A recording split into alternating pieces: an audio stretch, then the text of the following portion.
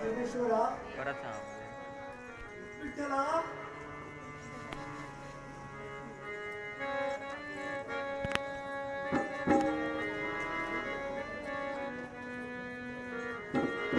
काय देवा नशिबी माझ्या काय देवा नशिबी माझ्या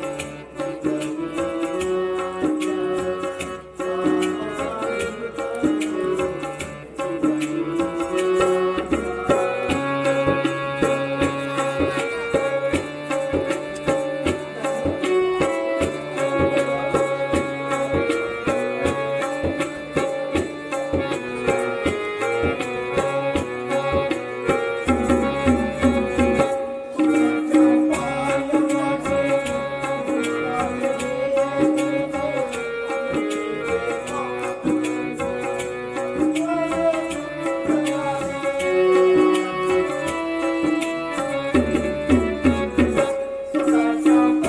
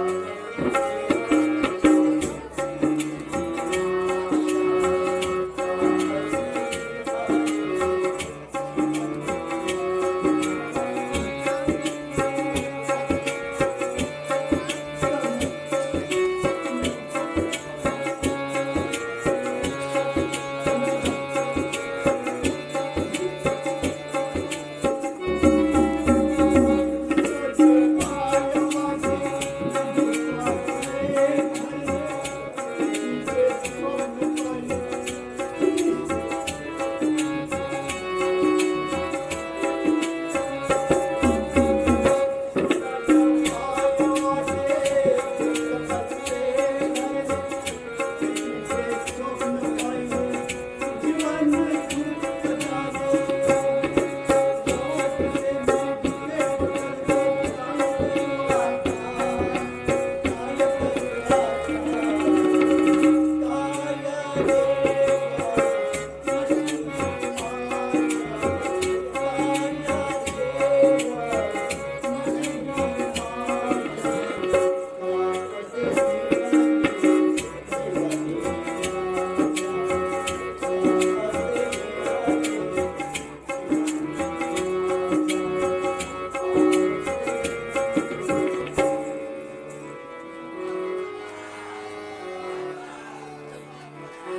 दादा दादा वहिनी वहिनी दादा दादा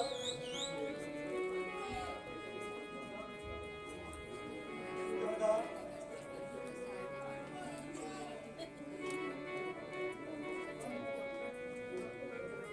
दादा भाऊजी भाऊजी तुम्ही कधी आलाय होय वहिनी मी तुझा आभार किती आहे बिजू कशाला इथं नाईलाजाने मला यावं लागलं दादा जाताना मोठी प्रतिज्ञा करून गेला होतास की घरात पाऊल टाकणार नाही मग आता आलात तरी कशाला दुर्दैवाने माझ्यावर मात केली माझा पराजय झाला जीवनाच्या मैदानात नामुष्कीचा जीवन जगण्यासाठी मला परत यावं लागलं दादा ज्या दिवशी तू या घरातून गेलास त्याच दिवशी तुझा दादा हा मेला. जिवंत आहे तो फक्त. दादा दादा भाऊजी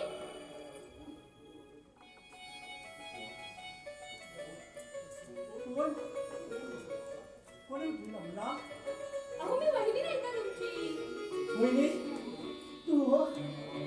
मला वाटलं माझ्या दादाने उठविला मला. आत्ता आलं माझ्या लक्षात. दादा तुमचे, कारण तुम्ही दोघं एकाच आईची लेकरं ना. पण वहिनी परकी, ती परकीची मुलगी ना. मग वहिनी कशी दिसणार तुम्हाला? वहिनी खरं दिसत नाही का तुम्हाला? आवाजावर ओळखलं मी तुला की माझी वहिनी बोलतो. थट्टा करायची सवय अजून केली नाही ना तुमची. तुमचा थट्टा नाही करत मी वहिनी. मला मला खरंच दिसत नाही. दृष्टी गेली माझी. आंधळा झालो मी. तुझी शपथ घेऊन सांगतो ह्यापुढे या डोळ्याने दिसणार नाही. स्पर्शाने आणि आवाजावर ओळखायचं सगळं. जीवन पक्का चालय माझं. काय सांगताय तुम्ही? नाही नाही, हे खोटं आहे. सांगा भाऊजी, हे खोटं आहे, हे खोटं आहे ना. खरं आहे वहिनी. तू माझ्या जवळ उभी आहेस पण मला दिसत नाही तू वहिनी. आहे रे दुर्दैवा. अरे काय हा प्रसंग आणलात आमच्या. वैरावर सुद्धा अशी वेळ आणू नये कधी. ललाटीच्या विधी लिखी कधीच कुणाला कळत नाही वहिनी. माझ्या नशिबी अर्धच लिहिलं या परमेश्वराने. त्याला कोण काय करणार? त्यात कोणाचा दोष नाही.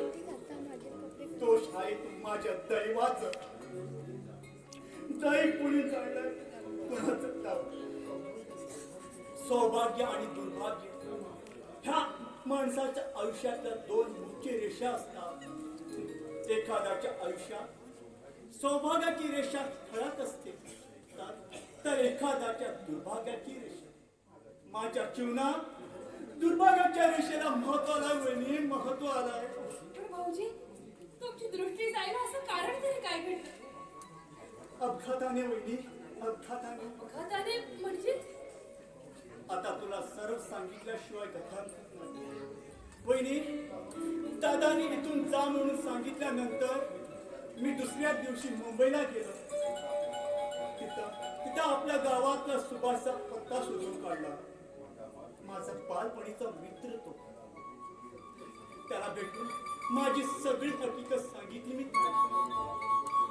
त्याला मला बंधू प्रेमाने आधार दिला. तो असतो आपल्या मामाकडे. तिथं राहण्याची सोय केली माझी. महिनाभर नोकरीसाठी धडपडत होतो. सुभाषचे प्रयत्न सुद्धा चालू होते. शेवटी त्याच्या प्रयत्नाला यश आला आणि एक चांगल्या इंजिनियर कंपनीमध्ये मला नोकरी मिळाली. एका वेल्डराच्या हाताखाली मी काम करू लागलो. महिना 10,000 रुपये मिळू लागले. हळूहळू त्या वेल्डरच्या सहाय्याने मी ते काम सुरू लागलो. असं 2 महिन्यापूर्वी मी काम करण्यात दंग होतो. वेळ सकाळी 9-9:30 वाजता. एकाएकी ओरडू ऐकू आला की दोघा कामगारांमध्ये भांडण सुरू झाले. इतक्यात त्यापैकी एक कामगार भला मोठा सुरा घेऊन दुसऱ्या कामगाराच्या मागे लागला. मी त्याला वाचवा म्हणून हात वारे करू लागलो. त्यात मी काम करतो हे विसरून गेलो होतो वहिनी. मी तिकडे पाहत हात फिरवत होतो. इतक्यात हातातील रॉडची ज्योत माझ्या डोळ्यात गेली आणि चष्म्याच्या काचात अडकले. मी किंचाळलो. हात बाजूला करण्यात प्रयत्नाने ती दुसरी ज्योत ती माझ्या डोळ्यात गेली. दुसऱ्याही डोळ्यात गेली वहिनी. आणि वहिनी माझी दोन्ही डोळे निकामी झाले. प्राणांतिक वेदनाने मी धडपडू लागलो. पुढे काय झालं मला मला 4 दिवसांनी कळलं. म्हणजे 4 दिवस तुम्ही बेशुद्ध होता. हो 4 दिवस मी शुद्धच नव्हतो. 4 दिवसांनी मी माझे डोळे उघडले तर मला सगळीकडे अंधार दिसू लागला बहिणी. अंधार सर्व काळात अंधार. डॉक्टरांनी सांगितलं याची दृष्टी साफ केली आहे. जगला हे नशीब. खरं म्हणजे वहिनी ती सुद्धा आशा नव्हती. महिनाभर हॉस्पिटलमध्ये होतो. नंतर 1 महिना सुभाषच्या मामाकडे. सुभाषला माझ्या कंपनीतून मित्राला फार वाईट वाटलं. सुभाषचे मामा मामी तर 4 दिवस रडतच होते. पण त्याला कुणाचाच इलाज नव्हता.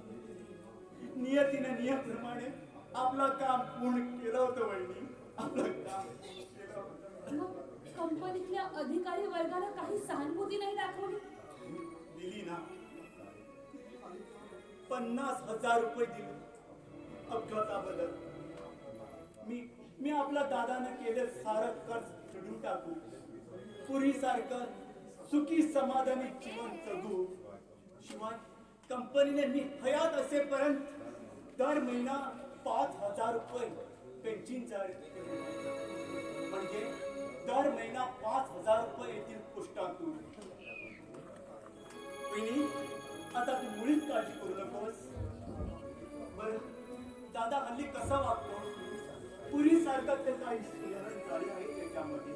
कसली सुधारणा आणि कसलं दिवसेंदिवस परिस्थिती अधिकच गंभीर होत चालली आहे. मला तर आता त्यांच्या भवितव्याची भीती वाटू लागली आहे. घाबरू नकोस वहिनी. मी आहे आत. त्याला अजूनही माझी डोळ्याची कल्पना आली नाही. का आताच पाहिले नाही त्यांनी? साधी चौकशी तरी केली काय का शब्दाने तुमची? जाऊ दे वहिनी. गडबडीने गेला तो. येईल थोड्या वेळाने. चालेला सर्व प्रकार मी त्याच्या कानावर घालतो. माझ्या डोळ्याची हकीकत त्याला कळली तर नक्कीच त्याचे डोळे उघडतील वहिनी. काही उपयोग होणार नाही त्याचा. उलट अपमानच होईल तुमचा. माणुसकीचा अंश सुद्धा शिल्लक राहिलेला नाहीये त्यांच्यात. राक्षसी वृत्तीने ते इतके निगरगठ्ठ म्हणतात ना की कुठलीही चांगली गोष्ट त्यांच्या नजरेला वाईटच दिसते. मग तुम्हीच सांगा काही उपयोग आहे का त्यांना सांगून? पाहूया. काही प्रयत्न करायला काही हरकत नाही. कारण कसाही असला तरी माझा भाऊ आहे. रक्ताचं नातं आहे आमचं. तो असा सोऱ्याच्या झाला म्हणून वाईट वाटतं वहिनी. वाईट वाटतं. डोळ्यात पाणी येतं. पण पाण्यापेक्षा रक्त असतं ना. सुकून जात मन विरघळत नाही. त्याचा माझा रथ एकच ना. पण त्याला विसरून कसं चालेल? माझा हातून पाप घडण्यासारखं होईल वहिनी. पाप घडण्यासारखं होईल. बस करा भाऊजी, बस करा. पुढे आणखी नका बोलू. परमेश्वराची लीला सुद्धा किती अगाध आहे पहा. एकाच आयुष्या पोटी जन्मलेली 2 पोरं. एकाला सगळ्या जगाची किंमत नाही. भाऊ म्हणजे वैरी वाटतो त्याला. तर दुसरा भावाला नुसतं दुखावलं तरी सुद्धा पाप लागेल असं म्हणणार. खरंच भाऊजी, खरंच तुम्ही देव माणूस आहे. वहिनी एकाच झाडावर आलेली सगळीच फळं काही गोड नसतात. त्यात काही कडवी असतात. माझा दादा माणसात यावा. लोक त्याला देव माणूस म्हणू लागले. माझ्या कानावर यावा एवढीच त्या परमेश्वराजवळ माझी प्रार्थना आहे वहिनी. प्रार्थना आहे. तसं झालं तर सोन्यावर पिवळं होईल. बरं भाऊजी, चला आज चला थोडा चहा देते, तो विश्रांती घ्या.